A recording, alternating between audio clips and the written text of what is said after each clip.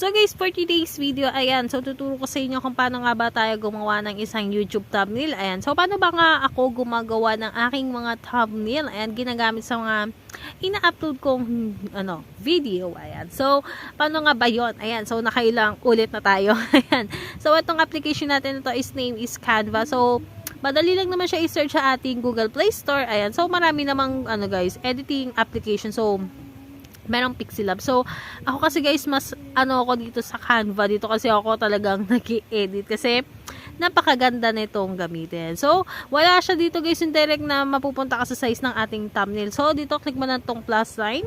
Yan. So, makikita mo dito yung custom size, document, mobile, video, presentation, video, Instagram. Ayan. So, marami pang iba. So, dito pupunta tayo dito sa ating custom size. So, ang ating size ng ating YouTube or ng thumbnail. Ayan. So, 1280 width niya at yung height niya is 720. So, create new design. Yan. So, dito guys, napakaganda nitong application natin na to kasi pwede mong lahat-lahat guys, pwede mo nang i-search. So, pwede ka lang mag-search dito ng YouTube thumbnail. Ayan. So, YouTube thumbnail. Search natin. YouTube thumbnail. So, marami kang makikita dito guys. YouTube thumbnails, beauty, YouTube thumbnail. So, marami pang iba. So, dito tayo guys. So, lalabas lahat ng mga thumbnail dito. I-edit mo na lang siya. So, kung ayaw mo naman ng mga design na yan guys, pwede kang guys, i-custom mo siya. So, like example, dito tayo. Ibalik natin dito. So, pwede natin i-edit ang ating kulay. So, dito, ito yung madalas kong ginagamit na background sa aking mga thumbnail. Ayun. So, dito guys, maraming iba-iba dito guys. Pwede mong gamitin. Like, example, ito. Ilalagay ko siya dito. So, ayan, maglalagay tayo. Ito. Free app. Ayan, so, nagkamali.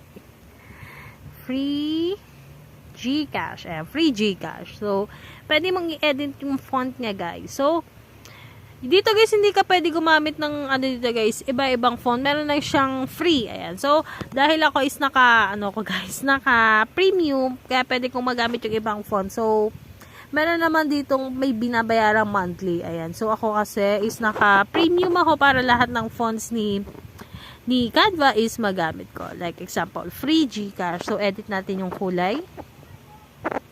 Ayan, free Gcash. So, pwede natin siya lagyan ng effect. Like, yung parang shadow.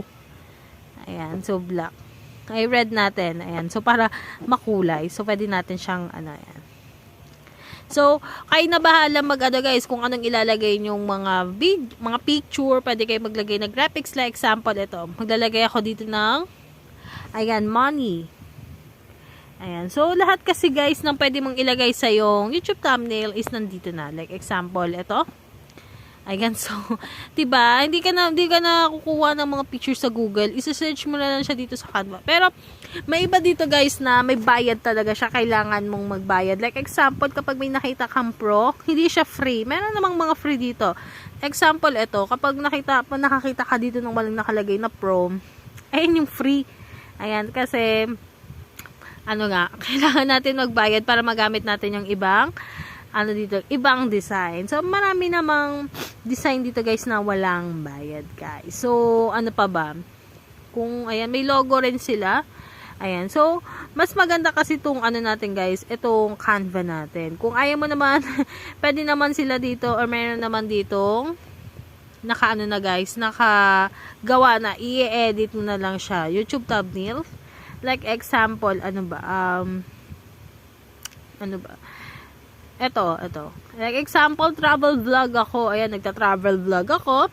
Pwede kong i-edit yan. Edit ko na lang to ng picture ko. So, parang hindi mo naman na siya pwedeng i-edit. Parang ito na lang bali. So, ito.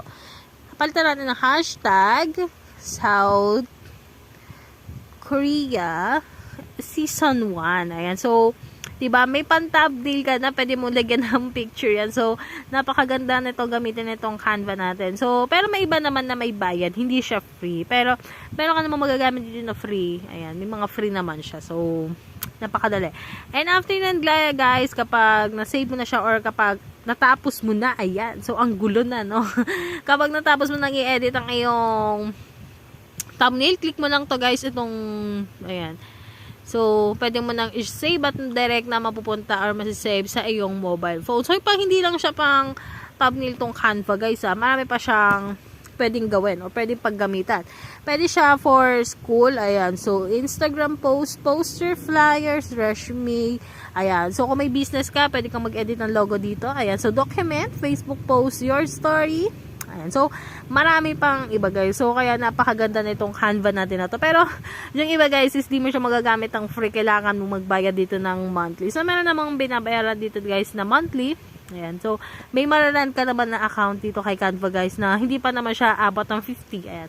30 pesos or 50 pesos na rent per month. Makakagamit ka na ng iba-ibang ano dito kay Canva. So, napakaganda gamitin. So, if you like this video, don't forget to like, share, and subscribe. So, ingat lagi guys and good times. Thank you!